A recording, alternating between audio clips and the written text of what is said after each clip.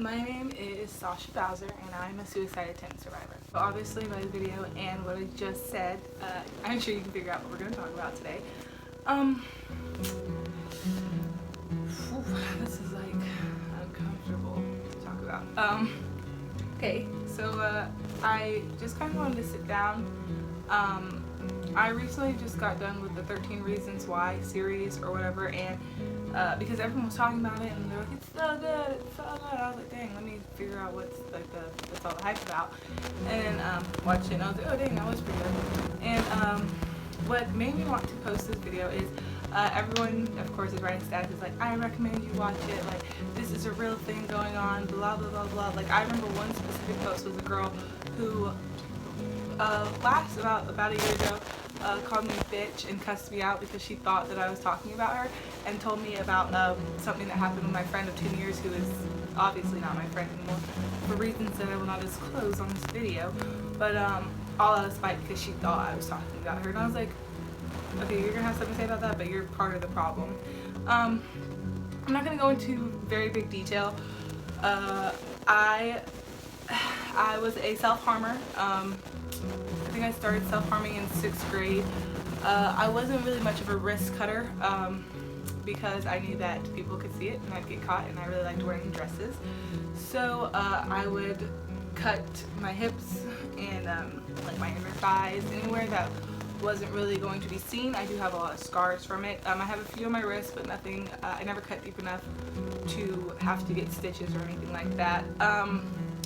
In middle school, I actually did not know why I was cutting. Everyone's like, oh, it's, you know, it was just a way to not feel the pain, and it was blah, blah, blah. I couldn't tell you why. It was just something I did. It was better than killing myself at that moment in time.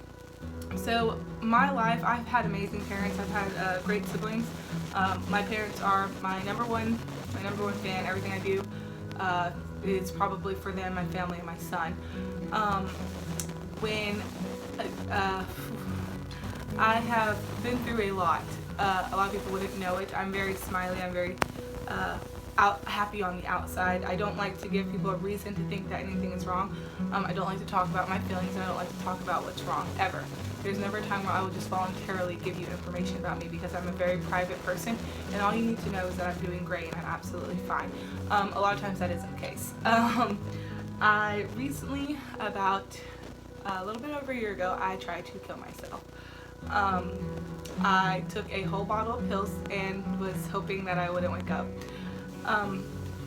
Actually, immediately after I took the pills, the first thing I thought about was my son, and I was like, dang, I was like, what is he gonna do without me? Like, there's no way he can survive without me. So instead of falling asleep, I called a lot of people. No one answered, and then I called my sister and asked her to give the phone to my dad, who I knew would be up because he is a night owl. And so he was up, and he answered the phone, and we talked. We didn't really talk. I just said, Dad, I did something. I need you to come get me now. I was like, I tried to kill myself. And he was like, I don't remember exactly what he asked. There was a lot going on in my mind. And I remember, it's very blurry. It was a lot of medicine that I took, so obviously I was pretty out of it. I remember I got to the hospital, and I think I told them, you stand at a little kiosk and they ask you what are you here for, and I said it, and I don't even think it was like 10 seconds, and I was back in the waiting room, and they said, the first thing they said was, did you take that bottle of pills in an attempt to hurt yourself? And I said yes. And I remember it was really quick. They asked me what I took, how many I took, how many pills. I didn't know how many was in there. It was a full bottle of depression pills that obviously I wasn't taking, that maybe I possibly should have been taking, but I didn't like the side effects it gave me. And it's really ironic that my choice of trying to end my life was pills, because I hate swallowing pills. Every time I swallow a pill, I throw it back up, or I gag it back up, because I don't know, it's just like the thought of it going down my throat really bothers me. So that was very ironic. And I remember the way our ER is set up, you go through, and then if you go to the left, that's where like all the regular rooms are, and if you keep going, the pediatric side, and to the right, there's 3 rooms. I had never seen that. I never paid attention, because anytime I was in the ER, it was because either my son was having an allergy attack or something like that. And you go in there, and it's very dim, it's very dark, and the rooms are empty. There's absolutely nothing in the room. There's a bed, and there was a monitor, like a TV, like where they would put you in, basically. And I remember sitting there, and I was like half mad at myself because I was like, dang, I can't believe I just tried to leave my son. And then I was half mad because I was like, dang, why didn't it work quicker? Months, years, God, forever. I just remember every day waking up mad because I woke up that day. I was like, dang it, you know, I woke up again. Shit, like I woke up again. Like there was times where I'd be driving and praying that I'd get an accident because then I didn't do it. It was an accident, you know. But there was times where I would walk in the middle of the street, not really paying attention, and be like, well, you know, if I get hit, I get hit. Like, I'm not gonna try and move out of the way. It was bad. It was really bad. But anyway, I just remember them. Oh my God, I was so sick. They were just sticking things and tubes in me and everything. They were trying to make me throw up. They were asking me how I felt. They were asking me all these questions. And then I just remember falling asleep. And then I remember waking up, and I was very numb. I was very empty. I was mad. I was mad again because I woke up again, because that was another thing that I failed at. I couldn't even kill myself right. And it was pretty awful. It was pretty sad. And you know, a lot of people say, oh, you know, it gets so much better, it'll get better, you know, it's not the end of the world, it's not, you know. Unfortunately, a lot of times that's someone's reality. It may not be the end of the world, and it may get better, and it may be very minute to you, but to someone else, that's the life that they're living. So that's all they have right then, and it's very hard to live, to kind of live enclosed in your mind, because you feel like you're enclosed in a room. You feel like you can't move. You feel very constricted. You feel like someone's watching your every move. I never cried out for help. I didn't post much on social media. I think once or twice I posted like some really deep, sad statuses, and then every now and then someone would be like, hey, are you okay? I'm like, yeah, I'm fine. I'm absolutely good. Everything's great. And they're like, okay, that's it. Yay, that's Sasha. And I just feel like there's so much I have to say and there's not enough time. But yeah, so everyone's gonna feed you the bullshit where I promise you it gets better, and you know, every day gets a little bit better. And you know what? That may be the case for some people, but sometimes it doesn't. Sometimes it gets really bad. Sometimes it gets worse. My life right now is not perfect. I'm not where I want to be. Things are really fucked up right now. But I learned to more so, instead of dwelling on the bad, instead of, you know, waiting for it to get better, I just decided to live my life differently. I got rid of a lot of people in my life. I got rid of a lot of friends, and there are a lot of people that I'm not going to name in this video, but there are some that I do want to name that I hope that they understand how much they mean to me. If I would have died January 28th, 2016, I would have missed out on a lot. I would have missed out on a lot of people. I took off for a month, obviously, and I remember coming back home from the hospital, which I was Baker acted, which is a story for another time. I came home from the hospital, and I remember there was no messages. I remember there was one message, you know, besides from like my family, from my son's father, who was very supportive the whole time, and my best friend Shakira. Those were the two people who messaged me. And I remember Caleb's was something, it was very long, it was very heartfelt, and it was about how much he loved me. And then Shakira's was a couple voicemails of her being silly old Shakira, telling her that if I need anything, just call her, and that she's always there for me. And both me and Shakira, and both me and Caleb, we have been through a lot together. We've obviously had our falling outs, which I'm sure everyone knows about because everyone talks and everyone likes to think they know something when they don't. But since you think you know, well, obviously you know. But I can always count on them. There's a lot of things that they've done wrong. There's a lot of things that I've done wrong. But no matter what, and no matter how mad I am, they have always always been there for me, and I could not thank them enough. And I remember in May I started a new job at a medical center, a local medical center in my city, and God, the people that I met there have changed my life forever. You know, I don't know, when you meet someone, you don't know if they're gonna ruin your life. Like, you don't know if they're good people or not. So you just kind of, you spend time with them and you start to learn them. And I met a lot of people at White Wilson. I met everyone there who worked there was amazing. Everyone, they were all really good people, but some specifically that I don't think they know how much of an impact they've made in my life, and how supportive they've been without even knowing. They're very unjudgmental people. They are funny. They're beautiful inside and out. They're amazing. Yeah, they were so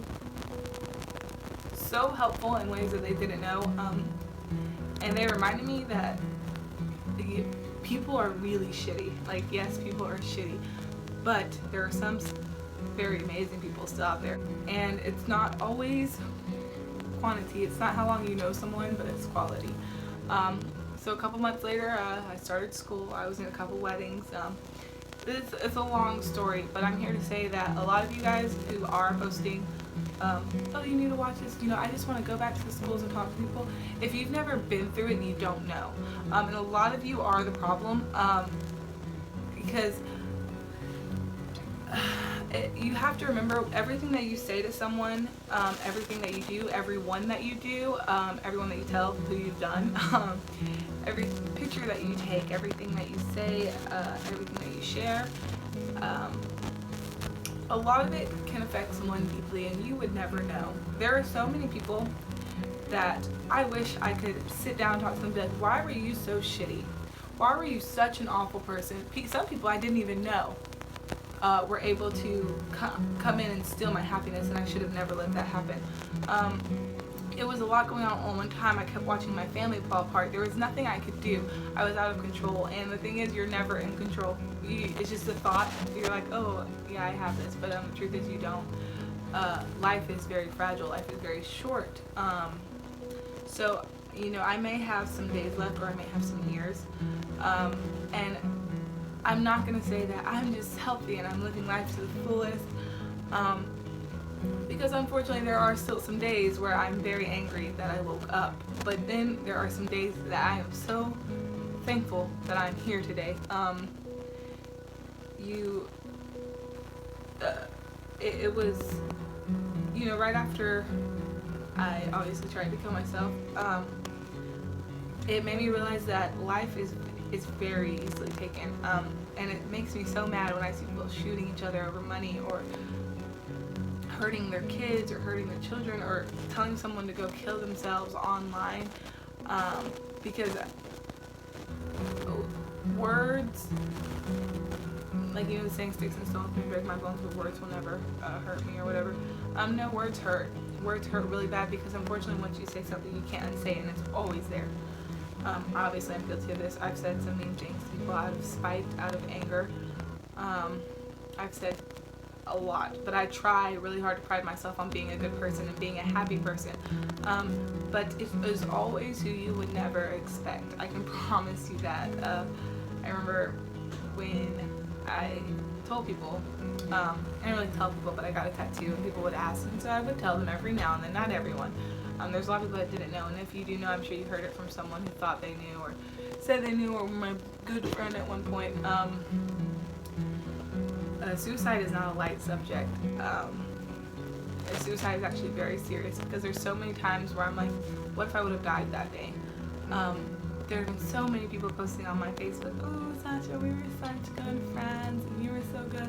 And that was the same girl who screwed me over just a couple months earlier. Or the same girl who called me a bitch because she was mad at me. Or the same girl who liked one of my boyfriends and decided, oh, I'm going to try and get him, because she was just jealous that she didn't have him. There was a lot of shitty people that would have been very fake, and it's not okay. There would have been a lot of people who would have tried to come to my funeral. So I do remember, after this all blew over, I remember sitting down with my mom and being very specific about what I want my arrangements to be if, God forbid, anything were to ever happen to me. I told her I didn't want a big funeral. I did not want people coming. I gave her a list of friends that were allowed to come and who were not. And I didn't care because if you didn't care about me while I was alive, you have no reason to care about me when I'm dead. This is a very serious video. It's very difficult to talk about. If you need help, get it. There's a suicide hotline. I'll leave it down below. I've called it before. They're not going to call the cops on you. You're not going to go to a mental ward. They're just going to talk to you. And it's very nice to have someone to talk to who is not, who has nothing to do with you. And that's a really good alternative if you don't have the money or the funds, the insurance for therapy. Call the hotline, because guess what? They're always going to answer. They're always going to be there. There's a line that you can text. I'll put that down below. You can do Penpals. I'll put that link down below. There's a lot of things that you can do to talk to other people. If you are blessed with the funds to go seek help, I would suggest 30 days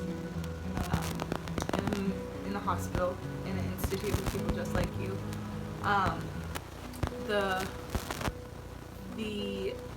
What are they called? Like, the things that you do may seem very childish. You're drawing a lot and coloring a lot, but it does help.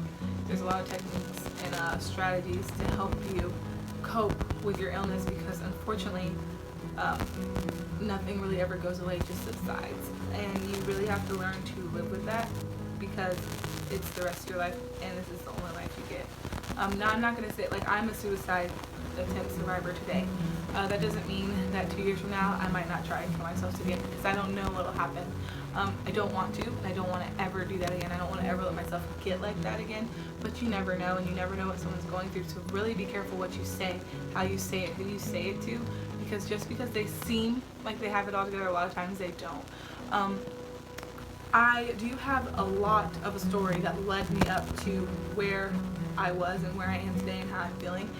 And a lot of people that have touched me in different ways, whether it be good or bad, people who came and left in my life. There's a lot of things that I can tell you, and I am going to start a blog post starting from the very beginning, starting from when I was a little girl, all the way up until now. I actually am going to link that down below. I have not posted a blog post yet, and I'm actually not going to start posting them until May. I will share them on Sasha B, my Facebook page, which is Sasha B, or I'm not on Instagram anymore or Twitter, but I do have those too, and I will be sharing those on the few platforms that I do have, and I'll be sure to link them on every video. I am going to start in May, because that is Mental Awareness, Health Awareness Month, and I thought, I was like, what a perfect time. And I'm not really a good writer, so it's going to take me a really long time to write one thing, which you're going to have to be very patient with me. I'm sure there's a lot of people who are like, oh yeah, she's just doing this for attention, or whatever you may think. But if there is one person that I can help, I really hope I can. I hope I didn't feed you bullshit as to what to do and what you need to do and how it gets better, because sometimes it doesn't. Sometimes you just have to learn to live differently, live better, live healthier, work on you, because you're never going to be able to control what someone else does, and people are going to do what they want to do regardless. So live for you, live for today, and take it one day at a time, 1 minute at a time, 1 second at a time, because that's all that you can really do. And just remember that you are not alone. You are not alone at all. If you need help, ask for it. If you want to message me personally, you can message me on Facebook, or you can message me on here, or my Snapchat. I do have a Snapchat, which I'll also link down below. I am sorry that this video was so depressing this week, and I really hope you guys enjoyed it, and I really hope that I can help one person out there, or you can seek help if you don't want to talk to me about it. That's absolutely fine. Everyone, have a fabulous week. Be kind to one another. Remember what you're saying. Watch your mouth. And just do good. Do good. Alright? I will see you guys next week. Bye!